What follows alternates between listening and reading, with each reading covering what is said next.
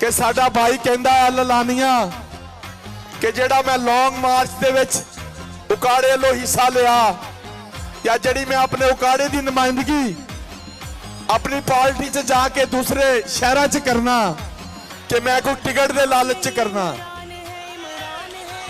खान साहब ने मुलाकात हुई, खान साहब ने आख्या कि वेखो तुसी 52,000 वोट लिया है 2018 दे इलेक्शन च।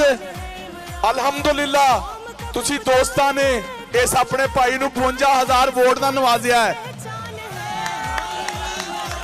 खान साहब ने कहा कि तुसी केड़ा इलेक्शन लड़ना चाहते हो। मैं क्या खान साहब ना मैं कोई इत्थे MNA लड़न आया ना मैं कोई इत्थे MPA लड़न आया। तेरा दिल करेगा MNA लड़ा दे MPA लड़ा दे या वैसे किसी ने लड़ा दे, तेरे वास्ते अपनी जान का नजराना भी पेश करने नूं तैयार हाँ, अपनी जान का नजराना भी पेश करने नूं तैयार हाँ। ये इलेक्शन ते छोटियां चीज़ां ने, ये इलेक्शन ते छोटियां चीज़ां ने।